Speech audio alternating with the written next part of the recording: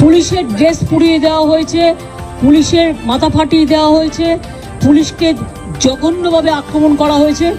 আমরা কি একবারও ভাবি দুর্গাপুজোর সময় নিরাপত্তা দেয় কারা? কারা দেয়? কলকাতা পুলিশ দেয়, স্টেট পুলিশ দেয়। খেলা থেকে শুরু করে, রাস্তার জ্যাম থেকে শুরু করে, সাংস্কৃতিক অনুষ্ঠান থেকে শুরু করে, চলচ্চিত্রের শুটিং থেকে শুরু করে সব ব্যাপারেই তো এই রাজ্য পুলিশই কাজ করে, কলকাতা পুলিশই কাজ করে। তাদের মারধরের ব্যাপারটা কি? তারা তো কিছু করেনি। তারা তো যতটা চেষ্টা করে ডিএনএ করেছে, তারা ভিডিও করেছে, তারা ফরেন্সিক টেস্ট করিয়েছে, জুডিশিয়াল ম্যাজিস্ট্রেটকে নিয়ে এসছে, যা যা করেছে 34 জনকে ডেকে কথা বলেছে, আরও কয়েকজনকে ডেকে কথা বলার জন্য ওদের হাতে 5-6 দিন ছিল। তাছাড়াও বারবার করে সব কিছু ওর মা বাবাকে দেখিয়ে আসা হয়েছে। টোটাল রিপোর্টটা, টোটাল ভিডিও, পোস্টমর্টমের রিপোর্ট থেকে শুরু করে ঘটনা সবটাই ওর বাবা আমাকে দেখিয়ে আসা হয়েছে এবং বলেছে বলুন এরপরে আপনাদের কোনো কোশ্চেন আছে কিনা। এটুকু থাক।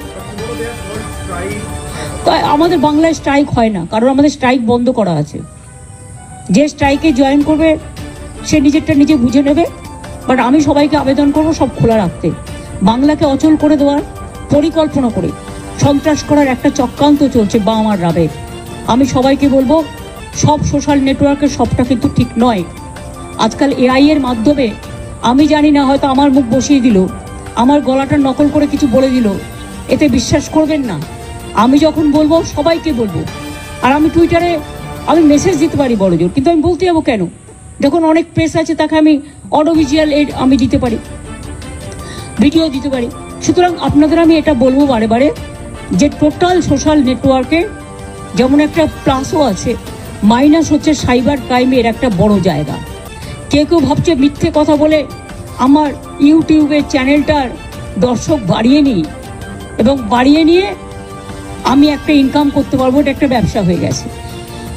কিন্তু ব্যবসা করতে গিয়ে মিথ্যা অপপ্রচার করে আগুন লাগিয়ে দেওয়া, সাম্প্রদায়িকতা করা, দেশের মনে রাখবেন দেশের যে ঐক্য,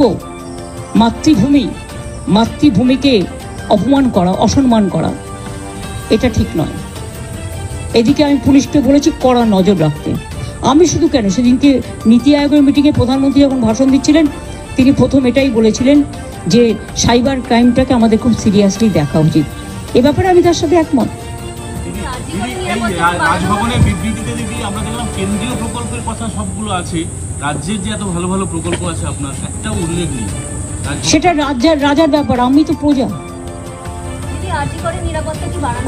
আমি এ নিয়ে কিছু বলতে পারবো না, কারণ এটা পুলিশ দেখবে। পুলিশকে যদি মারা হয়, যে নিরাপত্তা দিতে গেছে তাকে যদি তার জামা কাপড় পুড়িয়ে দেওয়া হয়, তাকে আটকে রাখা হয়, তার সে আনকনসিয়াস অবস্থায় 1 ঘন্টা পড়ে থাকে, সেটা পুলিশ ডিসাইড করবে। আমি কে? দিদি আপনারা এই খাওয়া দাওয়া করলেন? Not a single drop of water also.